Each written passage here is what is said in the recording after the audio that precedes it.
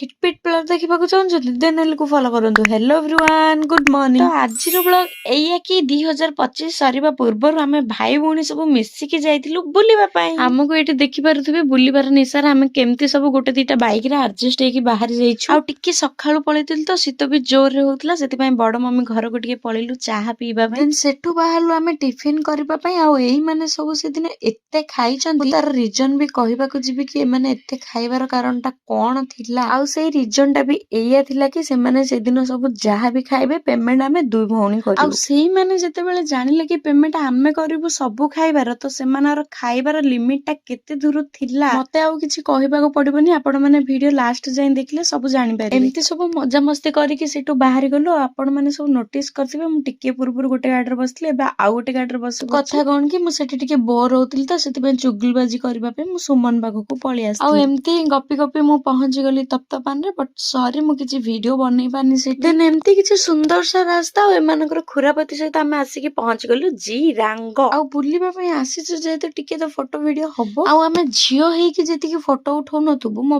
ଭାଇ ମାନେ ସେତିକି ଫଟୋ ଉଠଉଥିବେ। ତାରି ଭିତରେ ମୁଁ ମୋ ମା ର ଫେଭରେଟ ହିରୋଙ୍କ ସହିତ ଟିକେ ମିଶିକି ଫଟୋ ଉଠେଇଦେଲି। ଆଉ ଜିରାଙ୍ଗ ଯିବ ମୋମୋ ଖାଇବନି ସେଇଟା ତ ହବନି, ସେଥିପାଇଁ ଆମେ ଆଗ ଯାଇକି ଅର୍ଡର ଦେଇଦେଲୁ ମୋମୋ। ଆଉ ଏଇମାନଙ୍କ ମୁହଁ ଦେଖିକି ଆପଣ ମାନେ ଜାଣିପାରିବେ ଯେ ସେମାନେ ମାଗଣା ଖାଇକି କେତେ ଖୁସି ଅଛନ୍ତି।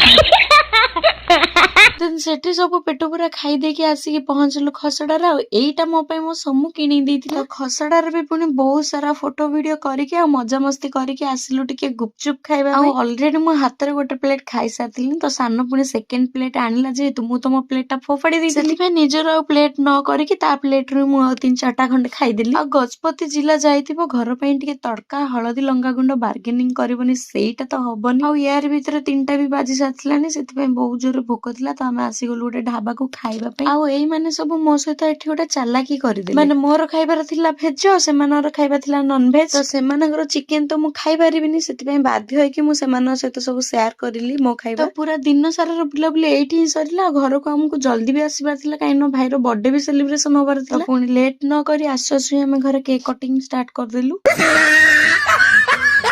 ଆଉ ସୁମନ ଏଠି ସେଇଟା ବାହାଦୁରୀ ମାରିକି ନେଇଥିଲା ଫୁଟେଇବା ପାଇଁ, ବଟ୍ ସେଇଟା ବି ତା ହାତରେ ହେଲାନି। ଆଉ ମୋ ଭାଇ କି ଏଠି ଦେଖିଥିବେ କେମିତି ସେ ଇଗ୍ନୋର ମାରିକି ମତେ କେକ୍ ଖୁଆଇଲାନି, ବଟ୍ ମୋ ଭଉଣୀ ଦୁଃଖଟା ଜାଣିକି ଆଣିକି ଖୁଆଇଦେଲା। ଆଉ କେକ୍ ଖୁଆଇବା ଖୁସିରେ ମୁଁ ତାକୁ ଏମିତି ଅବସ୍ଥା କରିକି ଧନ୍ୟବାଦ ଦେଲି ଯେ ସେ ଲାଷ୍ଟରେ ମତେ ହିଁ ବାଡେଇଲା।